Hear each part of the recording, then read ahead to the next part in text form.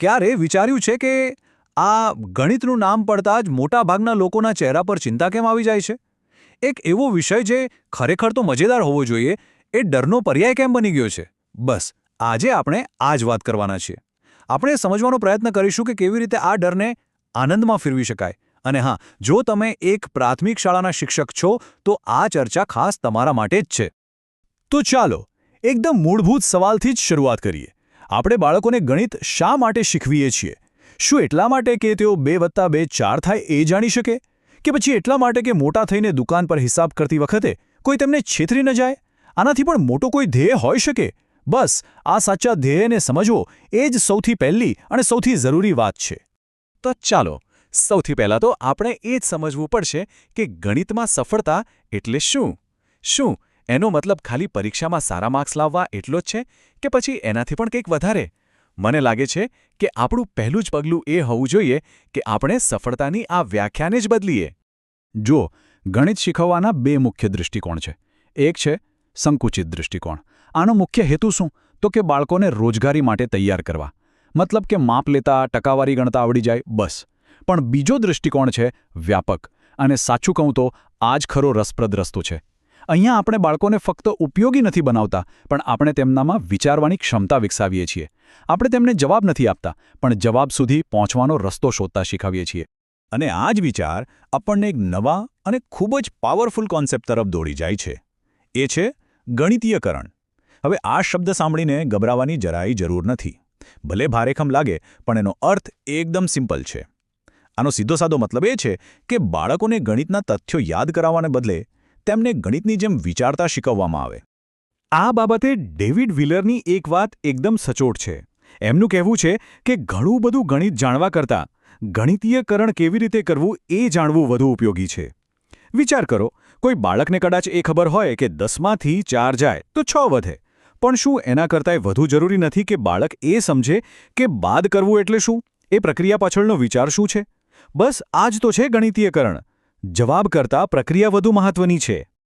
તો સવાલ એ છે કે આ સરસ વિચારને ક્લાસરૂમ સુધી કેવી રીતે પહોંચાડવો? ચાલો, હવે આપણે કેટલીક એવી પ્રેક્ટિકલ ટૂલ્સ અને સ્ટ્રેટેજીઝની વાત કરીએ જે આ નવી વિચારસરણીને હકીકતમાં બદલવામાં આપણને મદદ કરશે. આપણી ટૂલકિટમાં પહેલું અને સૌથી મજેદાર સાધન છે કોન્સેપ્ટ મેપ, એટલે કે સંકલ્પના નકશો. હવે આ કોઈ દેશનો નકશો નથી, આ તો વિચારોનો નકશો છે.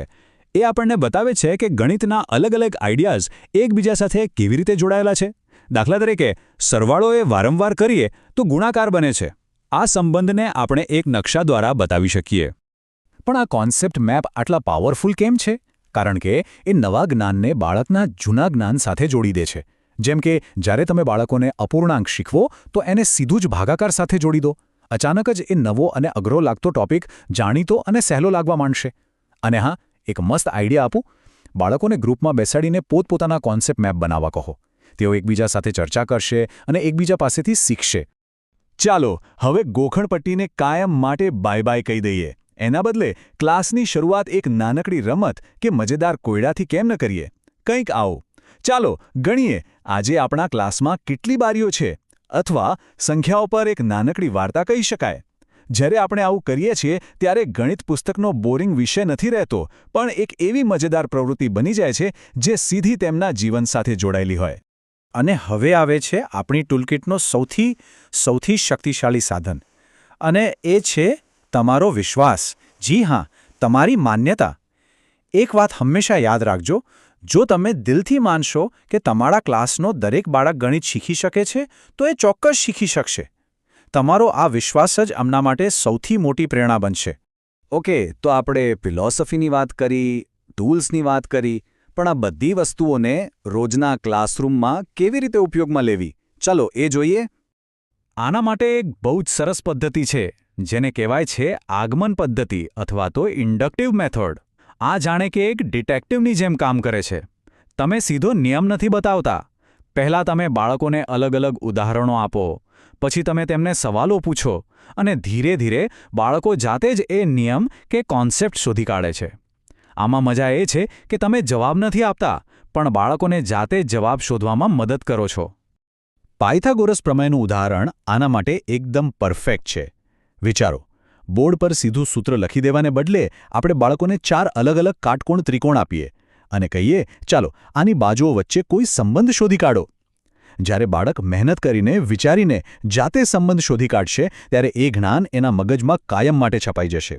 એ ક્યારેય નહીં ભૂલે, કારણ કે એ એની પોતાની શોધ છે. અને હા, આ સફરમાં જીઓબોર્ડ અને આબેકસ જેવા સાધનોને તો બિલકુલ ન ભૂલતા. આવા હેન્ડ્સ ઓન ટૂલ્સ શું કરે છે ખબર છે? એ ગણિતને બ્લેકબોર્ડ પરના અક્ષરોમાંથી બહાર કાઢીને બાળકોના હાથમાં મૂકી દે છે. ગણિત એક એવી જીવંત રમત બની જાય છે જેને તેઓ સ્પર્શી શકે, અનુભવી શકે અને જેની સાથે રમી શકે. તો આ બધી વાતનો સાર શું છે? સાર બસ એટલો જ છે કે એક શિક્ષક તરીકે આપણી ભૂમિકા કેટલી મહત્વની છે.